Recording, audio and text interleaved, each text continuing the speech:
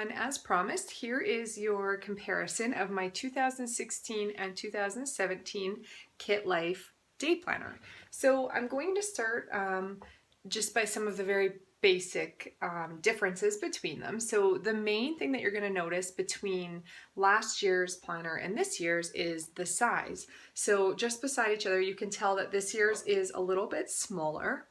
It's not a whole lot smaller, but it is definitely smaller, and it is thinner as well. So I'm gonna just put them in front of each other. So I'm gonna line up the coils.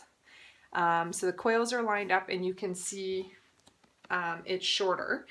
And you can see, if I turn it this way as well, that the 2017 planner is also thinner than the 2016. The coils are the same as they were, so they're kind of like a plastic, and I didn't have any trouble with mine last year. And another one of the main differences just from the outside is the material that the cover is made out of. So the 2016, so last year's, was just made out of like a really heavy laminated kind of cover. So it wasn't a real cover, it was just a laminated cover. The front and back were both like that. And it's also like when I try to stand it up, you can see it falls over and it's kind of a little more flimsy, so it doesn't stand up very well. And the 2017 planner has a harder cardboard cover, which I do really like. I think it just gives it a more stable feeling. It can stand up a little bit easier than this one does. And it's just a little sturdier. So it's a cardboard, this is plastic. From this view, you can also see one of the other differences here is that in the 2016 planner, the tabs stuck out over the edge. And I didn't mind that feature. I didn't take my planner with me anywhere, so I wasn't traveling with it, but if I were taking it, if I worked outside of the home, I'm a Beachbody coach, so I work at home, so this doesn't really leave my house or my office, but if I was still teaching and using this planner, I could see that these would get wrecked probably. So there are still tabs in this one, but they actually fit inside. So I do like that actually quite a bit, because then when it's closed, they're not sticking out, less chance for them to get wrecked. They're even with that. So it definitely makes it more sturdy and easier to take with you and travel with when you go.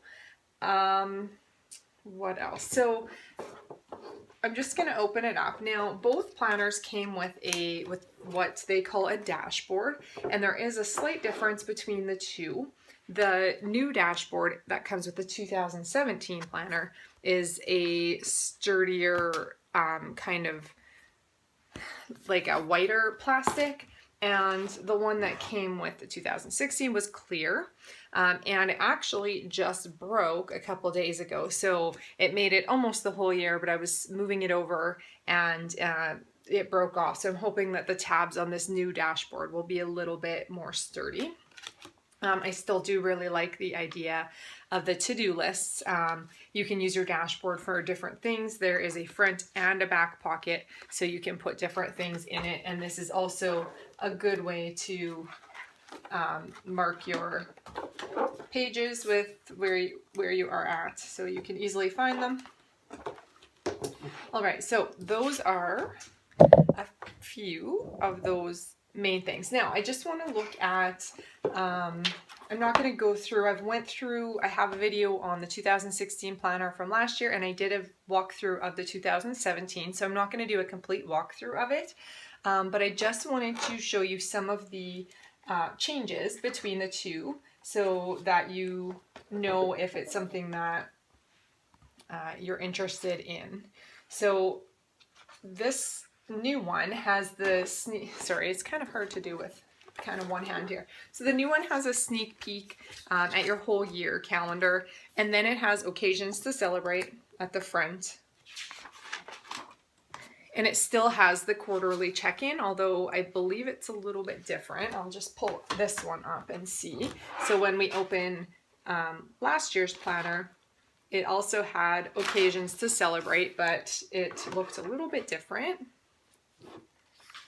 And then the quarterly check-in as well. So New Year's resolutions, goals. Yeah, so they look like they're similar, but there are definitely some changes between the quarterly check-in from the last one and from this one. I'm gonna be honest, I did a really terrible job at doing the quarterly check-ins last year, so I'm going to make that a priority to do this time around. When you open it up, you're going to have just kind of a plain space for notes, and then there is just some cute little tips here at the beginning of each month for eat your produce, celebrate what's good, a little something extra, be well, and choose to be happy. Just kind of things to help you get your month started off right. When you open it, you have your month spread here.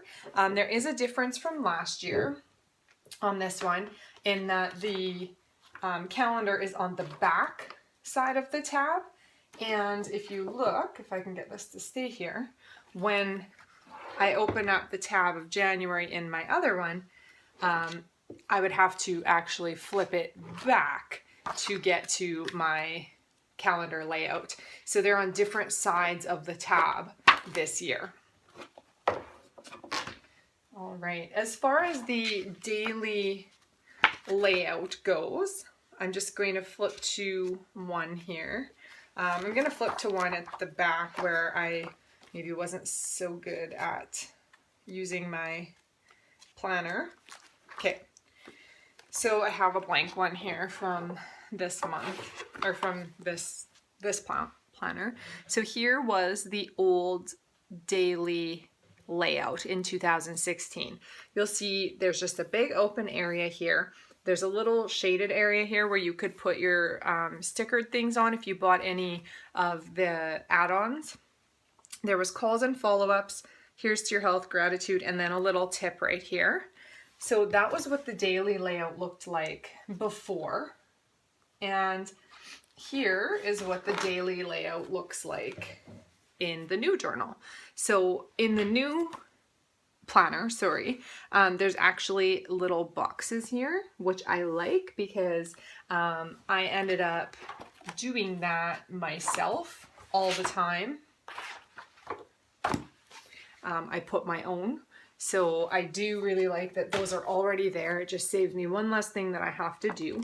And then I really love that they've added the times, so I can actually, that was one of the things that held me back from getting this planner last year, but I did go ahead and get it anyways. But I was really missing having these times.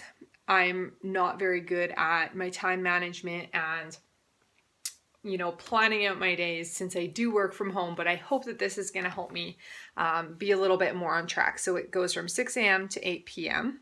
You have the big three, which I also really love. So up here, you can use this maybe as your to-do or all the things you want to do in the day. Here's your daily kind of schedule. Try to schedule it out. Your big three is like, okay, out of all those things, what are the top 3 things you need to do that day? And this is a really important one. I really love this part, so I'm excited about that because lots of times the things that I need to get done are the ones that I push to later on, and then they maybe get pushed to tomorrow because they're often the things that move your business forward or make you more productive are the things that you don't really want to do. So they get pushed off. But if you have the big 3 here, it's written and it's like, no, I have to do these 3 things before I do anything else. I really think that that's going to help me. Wellness, you have your glasses of water here. You can track your food in here. You can track your workouts, whatever you want. And then gratitude. So you have your space for gratitude again.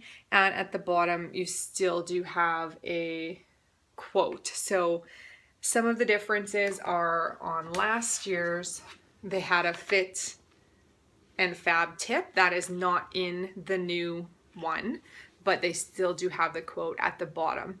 The big 3 was added, the boxes where you can put your to-do list, and then your times instead of calls and follow-ups, which I never used.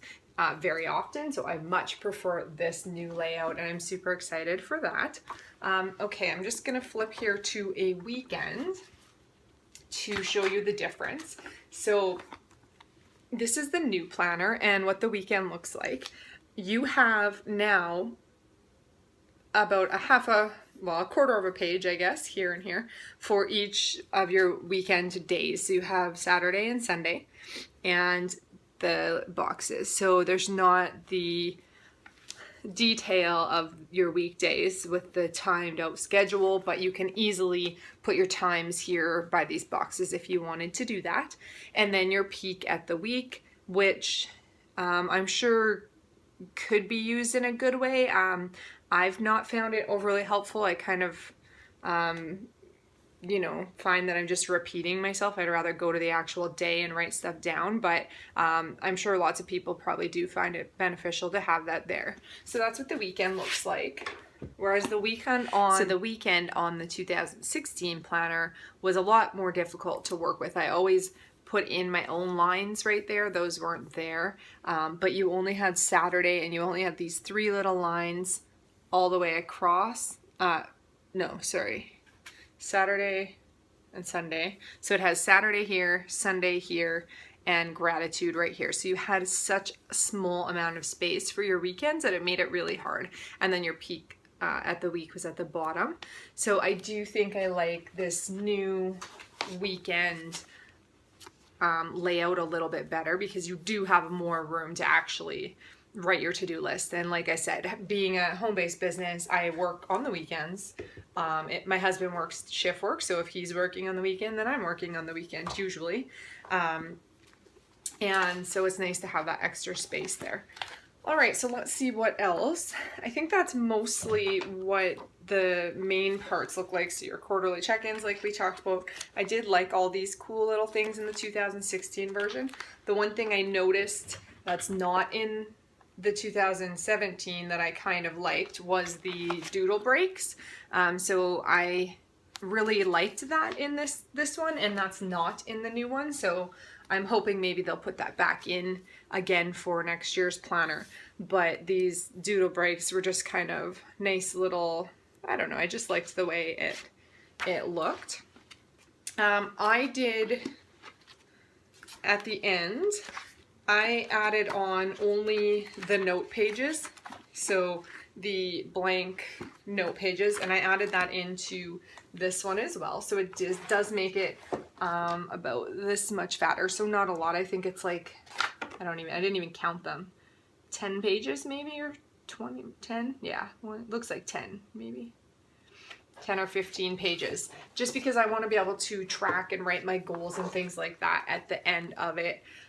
You can also get a direct sales add-on. You can get a budget add-on. Those things aren't really beneficial for me specifically, especially in my business, because I don't do home parties and things like that, and that's what the direct sales one is kind of geared towards. So I didn't feel the need to get that one. Let's see if there was anything else at the end. No, it just kind of ends there with my extras. And then at the very back, you have this little envelope, which comes with the things that were sent, just the little add-in stick-on things. So I just have those in there. So that is my 2017.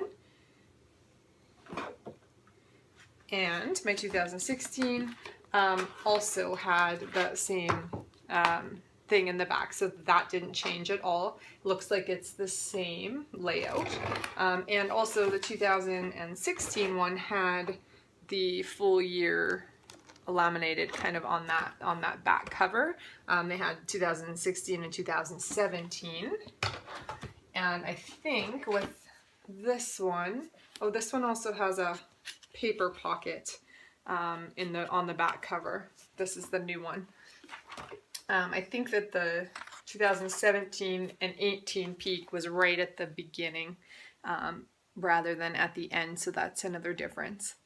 All right, so that was like just a quick rundown kind of, and comparison of the 2016 and 2017 Kitlife planners.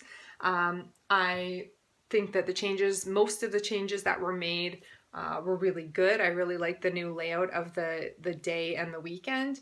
I am missing the doodle break pages, and I think the fit and fab tip was kind of nice in this one as well, but I do like that it's a little bit not quite as heavy, a little bit smaller. You're saving a little bit of room, your tabs aren't sticking out, and those kind of things. So if you're thinking about getting a Kitlife planner, I would urge you to give it a try. It's a great planner, and I'm excited to start planning my year out. Sorry, I can't see you.